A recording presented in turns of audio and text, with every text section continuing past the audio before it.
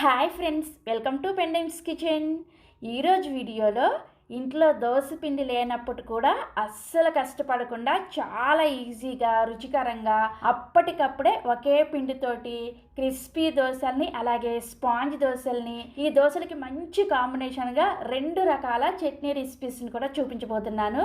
చూసారా దోశ ఎంత క్రిస్పీగా ఉందో, అలాగే ఈ దోశ చూడండి ఎంత సాఫ్ట్గా ఉందో.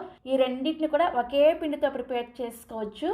పిండిని కూడా నిమిషాల్లోనే ప్రిపేర్ చేసేసుకోవచ్చు, పెద్దగా టైం పట్టదు. సో ఇక ఏ మాత్రం ఆలస్యం చేయకుండా అప్పటికప్పుడే దోశల పిండిని ప్రిపేర్ చేసేసుకొని దోశల్ని ఎలా వేసుకోవచ్చు, అలాగే 2 రకాల టేస్టీ చట్నీస్ని ఈజీగా ఎలా ప్రిపేర్ చేసుకోవచ్చో వీడియోలోకి వెళ్ళి చూసేయండి. ఫస్ట్ నేను 2 రకాల చట్నీలని ఎలా ప్రిపేర్ చేసుకోవచ్చో చూపిస్తాను. ఆ తర్వాత దోశల పిండి ప్రాసెస్ని చూపిస్తాను. ఎందుకంటే దోశల పిండిని నానబెట్టాల్సిన అవసరం లేదనమాట, అప్పటికప్పుడు కలిపేసుకొని దోశలు వేసేసుకోవచ్చు. సో మనం చట్నీని ప్రిపేర్ చేసి పెట్టేసుకున్నాం అనుకోండి, అప్పటికప్పుడే వేడిగా దోశలు వేసుకొని తినేయచ్చు. సో చట్నీలు ఎలా ప్రిపేర్ చేసుకోవాలో చూసేద్దామా. ఫస్ట్ నేను ఈ వైట్ చట్నీని ప్రిపేర్ చేసుకోవడం కోసం స్టవ్ ఆన్ చేసి ఇలా ఒక ప్యాన్ పెట్టుకొని ఇందులోకి 1 కప్పు పల్లీలను వేసుకోండి. ఈ పల్లీలని లో టు మీడియం ఫ్లేమ్లోనే కలుపుకుంటూ పల్లీల పైన పొట్టు లైట్గా రంగు మారేంత వరకు వేయించుకోండి. మీ అందరికీ తెలుసు కదా, పల్లీల్ని ఎంత తక్కువ మంటలో వేయించుకుంటే మనకి చట్నీ అనేది అంత రుచిగా వస్తుంది అనమాట. చూసారు కదా, పల్లీలు ఇలా చక్కగా వేగిన తర్వాత వీటిని ఒక ప్లేట్లోకి వేసుకొని పూర్తిగా చల్లారనివ్వండి. నెక్స్ట్ ఇప్పుడు ఇదే కడాయిలోకి 2 టీ స్పూన్ల దాకా నూనె వేసుకొని వేడి చేసుకోండి. నూనె వేడైన తర్వాత ఒక మీడియం సైజులో ఉండే ఉల్లిపాయని ఇలా పొడవుగా ముక్కలుగా కట్ చేసుకొని వేసుకోండి. ఇందులోకి 3-4 పచ్చిమిర్చిని వేసుకోండి. ఇక్కడ నేను తీసుకున్న పచ్చిమిర్చి చాలా కారంగా ఉన్నాయి కాబట్టి కొంచెం తగ్గించి వేసుకున్నాను. మీరు వాడే పచ్చిమిర్చి కారానికి తగ్గట్టుగా కొంచెం పెంచి కూడా వేసుకోవచ్చు. నెక్స్ట్ ఇందులోనే 4-5 వరకు పొట్టు తీసేసిన వెల్లుల్లి రెబ్బలను కూడా వేసేసుకొని ఒక్క 2 నిమిషాల పాటు, అంటే మనకి ఉల్లిపాయ కొంచెం మెత్తపడేంత వరకు వేయించుకోవాలి. ఈ చట్నీ కోసం ఉల్లిపాయ రంగు మారకూడదు అనమాట. చూసారా, ఇలా కొంచెం మెత్తపడిన తర్వాత ఇప్పుడు ఇందులోకి కొద్దిగా చింతపండును వేసుకోండి. చింతపండును కూడా మరీ ఎక్కువగా వేసుకోవద్దు, చట్నీ టేస్ట్ చేంజ్ అయిపోతుంది. ఇలా కొంచెం చింతపండును వేసుకొని జస్ట్ 1 నిమిషం పాటు వేయించుకోండి. సో ఈ ఉల్లిపాయ మిశ్రమాన్ని ఇలా చక్కగా వేయించేసుకొని స్టవ్ ఆఫ్ చేసేసి పూర్తిగా చల్లారనివ్వండి. నెక్స్ట్ ఇప్పుడు మనం ముందుగా వేయించుకున్న పల్లీలు పూర్తిగా చల్లారిన తర్వాత మిక్సీ జార్లోకి వేసేసుకోండి. ఇందులోనే మనం వేయించుకున్న ఉల్లిపాయ పచ్చిమిర్చి ఇవన్నీ కూడా వేసేసుకొని రుచికి సరిపడా ఉప్పుని అలాగే చట్నీని గ్రైండ్ చేసుకోవడానికి అవసరమైన నీళ్ళని కొంచెం వేసుకుంటూ చట్నీని కొంచెం గట్టిగానే గ్రైండ్ చేసుకోండి. ఫస్ట్ ఇలా గట్టిగా గ్రైండ్ చేసుకున్నారనుకోండి, తర్వాత అవసరమైన నీళ్ళను వేసుకొని చట్నీని రెడీ చేసుకోవచ్చు. చూసారు కదా, ఇలా గ్రైండ్ చేసుకున్న చట్నీని ఒక గిన్నెలోకి తీసేసుకోండి. నెక్స్ట్ ఇప్పుడు ఇదే మిక్సీ జార్లోకి కొద్దిగా నీళ్ళని వేసుకొని చట్నీ ఏ కన్సిస్టెన్సీలో కావాలో చూసుకొని ఆ కన్సిస్టెన్సీలో చట్నీని రెడీ చేసుకోవాలి. ఇలా రెడీ చేసుకున్న తర్వాత ఇప్పుడు చట్నీకి తాలింపు పెట్టుకోవడం కోసం సేమ్ ప్యాన్లోకి 1 టేబుల్ స్పూన్ దాకా నూనె వేసుకొని వేడి చేసుకోండి. నూనె వేడైన తర్వాత ఇందులోకి 1/2 టీ స్పూన్ చొప్పున పోపు దినుసులు వేసుకోండి. మినపగుళ్ళు, పచ్చిశనగపప్పు, ఆవాలు అలాగే జీలకర్ర, వీటితో పాటుగా 2-3 ఎండుమిర్చిని కూడా వేసుకొని కొద్దిగా వేయించుకోండి. ఇవి కొద్దిగా వేగిన తర్వాత ఒక రెమ్మ కరివేపాకును కూడా వేసేసుకొని వేయించుకోండి.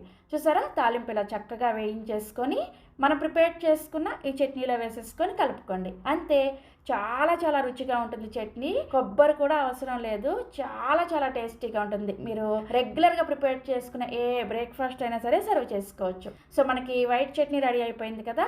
నెక్స్ట్ ఇప్పుడు సింపుల్గా చేసుకునే జస్ట్ 2 నిమిషాలు ప్రిపేర్ చేసుకునే టమాటో చట్నీని ప్రిపేర్ చేసి చూపిస్తాను. ఈ చట్నీని ప్రిపేర్ చేసుకోవడం కోసం ప్యాన్లోకి 1 టీ స్పూన్ దాకా నూనె వేసుకొని వేడి చేసుకోండి. నూనె వేడైన తర్వాత ఇందులోకి 1 టీ స్పూన్ ఆవాల్ని, 1 టీ స్పూన్ జీలకర్రని, అలాగే 8-10 వరకు పొట్టు తీసేసిన వెల్లుల్లి రెబ్బల్ని, కొద్దిగా కరివేపాకుని ఇవన్నీ వేసేసుకొని లో ఫ్లేమ్లోనే వీటిని కొంచెం ఆవాలు చిటపట్లాడేంత వరకు వేయించుకోండి. ఆవాలు చిటపట్లాడిన తర్వాత ఇందులోకి 2 మీడియం సైజులో ఉండే పండిన టమాటాలని ఇలా ముక్కలుగా కట్ చేసుకొని వేసుకోండి. అలాగే రుచికి సరిపడా ఉప్పును కూడా వేసేసుకొని కొద్దిగా చింతపండును వేసుకోండి. దీంట్లో కూడా చింతపండు చాలా తక్కువగా వేసుకోవాలి.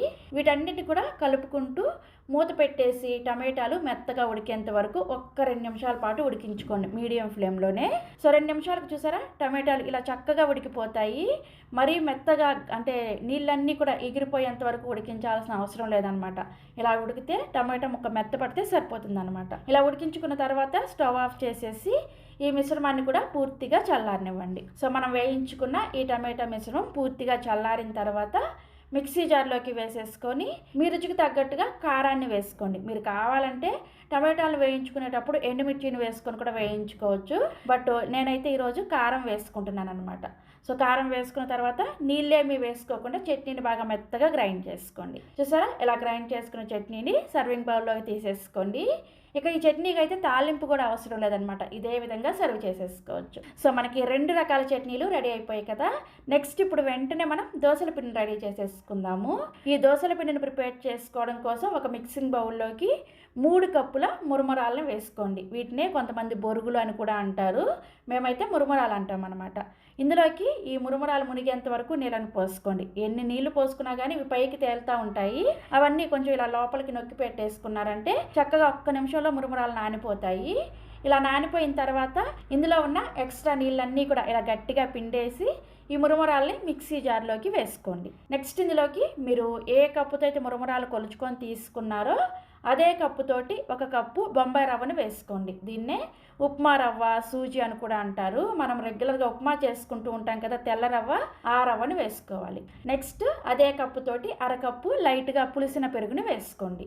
ఇందులోనే రుచికి సరిపడా ఉప్పును కూడా వేసేసుకొని సేమ్ కప్పుతోటి 1 కప్పు నీళ్ళని వేసుకొని ఈ పిండిని బాగా మెత్తగా గ్రైండ్ చేసుకోవాలి. నీళ్ళని కూడా ఎక్స్ట్రా ఏమీ వేసుకోవద్దు. చూసుకోండి, ఒకవేళ మీకు పిండి మరీ గట్టిగా అనిపిస్తే కొంచెం నీళ్ళని వేసుకొని గ్రైండ్ చేసుకోండి. ఇక నేను మీకు గ్రైండ్ చేశాక చూపిస్తున్నాను, చూసారా. పిండి కన్సిస్టెన్సీ అయితే ఈ విధంగా గరిటె జారుగా ఉండాలన్నమాట. ఈ విధంగా పిండిని గ్రైండ్ చేసుకోవాలి. ఇలా గ్రైండ్ చేసుకున్న ఈ పిండిని ఒక మిక్సింగ్ బౌల్లోకి తీసేసుకోండి. నెక్స్ట్ ఇప్పుడు ఇందులోకి దోశ బైండింగ్ అవ్వడం కోసం ఇందులోకి 2 టేబుల్ స్పూన్ల గోధుమ పిండిని వేసుకుంటున్నాను నేను. మీకు ఒకవేళ గోధుమ పిండి వేసుకోవడం ఇష్టం లేకపోతే శనగ పిండినైనా లేదంటే మైదా పిండినైనా సరే వేసుకోవచ్చు. ఏదైనా సరే మనం దోశ స్ప్రెడ్ చేసేటప్పుడు మనకి గరిటెకి చుట్టుకు రాకుండా ఉండడం కోసం ఇలా బైండింగ్ కోసం గోధుమ పిండిని కానీ మైదా పిండిని కానీ శనగపిండిని కానీ వేసుకోవాలన్నమాట. ఈ గోధుమ పిండి అంతా కూడా పిండిలో ఉండలు లేకుండా చక్కగా కలిపేసుకోవాలి. సో ఇలా కలుపుకున్న తర్వాత ఫైనల్గా మనకి బ్యాటర్ కన్సిస్టెన్సీ చూడండి, ఈ విధంగా ఉండాలి. కొంచెం చిక్కగా ఉండాలన్నమాట. ఇప్పుడు ఇందులోకి 1/2 టీ స్పూన్ దాకా వంట సోడాని వేసుకోండి. మనం దోశని అప్పటికప్పుడే ప్రిపేర్ చేసుకుంటున్నాం కాబట్టి ఇలా కొంచెం సోడా వేసుకున్నారంటే దోశలు చాలా పర్ఫెక్ట్గా వస్తాయి. లేదు మాకు వంట సోడా వేసుకోవడం ఇష్టం లేదు అనుకుంటే పిండిని 1 గంట సేపు పక్కన పెట్టేసుకొని అప్పటికప్పుడు దోశ వేసేసుకోవచ్చు. సో వంట సోడా అంతా కూడా పిండిలో కలిసే విధంగా కలుపుకున్న తర్వాత మనకి దోశల పిండి రెడీ అయిపోయింది. ఇప్పుడు మనం దోశ వేసుకోవడం కోసం స్టవ్ మీద దోశల పెనాన్ని పెట్టేసుకొని హై ఫ్లేమ్లోనే దోశల పెనాన్ని బాగా వేడి చేసుకోండి. పెనం వేడైన తర్వాత ఫస్ట్ నేను క్రిస్పీగా దోశని ఎలా వేసుకోవాలో చూపిస్తాను. దోశల పెనం మీద ఇలా కొద్దిగా నీళ్ళని చిలకరించుకొని టిష్యూ పేపర్తో పెనాన్ని క్లీన్ చేసిన తర్వాత మంటని లో ఫ్లేమ్లోకి పెట్టుకొని దోశని స్ప్రెడ్ చేసుకోండి. మీకు దోశ క్రిస్పీగా కావాలి అంటే మంటని లో ఫ్లేమ్లోకి పెట్టుకొని దోశని స్ప్రెడ్ చేసుకున్న తర్వాత దోశ పైన హోల్స్ చూసారు కదా, చక్కగా వస్తాయి. దీని మీద కొద్దిగా నూనెని కానీ నెయ్యిని కానీ వేసుకొని ఈ దోశ మొత్తం కూడా కాలేంత వరకు లో ఫ్లేమ్లోనే కాల్చుకోండి. లో ఫ్లేమ్లో కాల్చుకున్నారంటే మీకు దోశ చక్కగా క్రిస్పీగా వస్తుంది అనమాట. చూసారా దోశ ఎంత క్రిస్పీగా వచ్చిందో. దీన్ని మళ్ళీ రెండో వైపు కూడా తిప్పాల్సిన అవసరం లేదు. ఇదే విధంగా సర్వ్ చేసేసుకోవచ్చు. సో మనం క్రిస్పీ దోశను వేసేసుకున్నాం కదా. నెక్స్ట్ ఇప్పుడు ఇదే పిండితోటి సాఫ్ట్గా మెత్తగా ఉండే స్పాంజ్ దోశలు ఎలా వేసుకోవాలో చూపిస్తాను. స్పాంజ్ దోశ వేసుకోవడం కోసం అయితే మంటను మీడియం టు హై ఫ్లేమ్లో పెట్టుకొని నీళ్ళని చిలకరించేసుకొని పెనాన్ని క్లీన్ చేసుకున్న తర్వాత ఈ విధంగా దోశని పలుచగా వేసేసుకోండి. ఇలా దోశ వేసుకున్న తర్వాత దీన్ని మీడియం టు హై ఫ్లేమ్లో మాత్రమే కాల్చుకోవాలి. దోశ స్పాంజీగా రావాలి అంటే కొంచెం మంటను ఎక్కువగా పెట్టుకొని కాల్చుకోవాలన్నమాట. దోశ పైన నూనె కానీ నెయ్యి కానీ వేసేసుకొని ఈ దోశ ఒకవైపు కాలిన తర్వాత రెండో వైపు కూడా తిప్పేసుకొని కాల్చుకోండి. చూసారా, రెండు వైపులు కూడా ఇట్లా చక్కగా దోశ కాలిన తర్వాత సర్వింగ్ ప్లేట్లోకి తీసేసుకోండి. సో ఈ విధంగా మీకు క్రిస్పీ దోశ కావాలన్నా లేదంటే మెత్తటి దూది లాంటి స్పాంజ్ దోశలు కావాలన్నా ఈ పిండితో రెడీ చేసుకోవచ్చు. సో నేనైతే ఒక్క క్రిస్పీ దోశ మాత్రమే వేసుకున్నాను, తినేసానది. మెత్తటి స్పాంజ్ దోశలను అయితే ఒక 5-6 వేసాను అనమాట. సో ఇలా చక్కగా మీకు కావాల్సినట్టు క్రిస్పీ కానీ స్పాంజ్ దోశలు కానీ ఏవైనా సరే వేసుకొని మనం ప్రిపేర్ చేసిన ఈ 2 చట్నీలతో సర్వ్ చేసుకోండి. చూడండి దోశ ఎంత చక్కగా వచ్చిందో. అస్సలు కష్టపడాల్సిన అవసరం లేదు. చాలా ఈజీగా ఈ దోశల పిండిని ప్రిపేర్ చేసుకోవచ్చు. సో తప్పకుండా మీరు కూడా ఈ దోశ అలాగే 2 చట్నీల కాంబినేషన్ని ట్రై చేసి చూడండి. ఎప్పుడైనా సరే టైం లేనప్పుడు ఇలా కనుక ట్రై చేస్తారనుకోండి, ఇంట్లో వాళ్ళందరూ కూడా ఇష్టంగా తింటారు. సో ట్రై చేస్తారు కదా, ట్రై చేసి టేస్ట్ చేసిన తర్వాత మీ ఫీడ్బ్యాక్ని నాతో షేర్ చేసుకోవడం మర్చిపోకండి. మరిన్ని ఎమ్మీ అండ్ టేస్టీ రెసిపీస్ కోసం వెంటనే మన పెండెమ్స్ కిచెన్ని సబ్స్క్రైబ్ చేసేసుకోండి. Thank you.